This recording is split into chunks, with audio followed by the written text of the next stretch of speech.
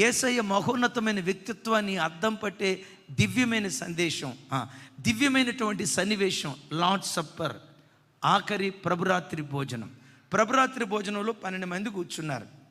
ఇస్కరియోతు యోధ ఆల్రెడీ 30 వెండి నాణ్యాలకు చెప్పాలి అమ్మ, చెప్పాలి రా తల్లి, 30 వెండి నాణ్యాలకు బేరం ఆడుకొని వచ్చాడు.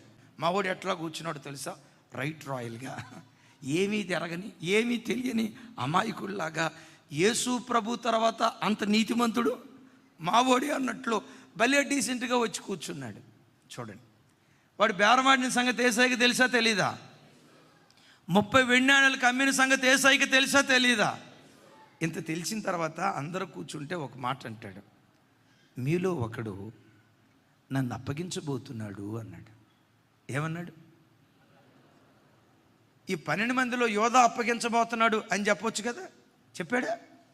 డెఫినెట్గా మనమైతే ఆ స్థానంలో రే నయ్యగారి నంగి ఏమి ఎరగని అమాయకులాగా వచ్చి కూర్చుంటావా దుర్మార్గు కూడా, ముందు ఒక మాట వెనకొక మాట, రే దరిద్రుడా 30 వెండి నాణ్యాలకు అమ్ముకొని ఏమి ఎరగని దేవదూతలాగా వచ్చి పో ఇక్కడి నుంచి అనేవాడు కదా.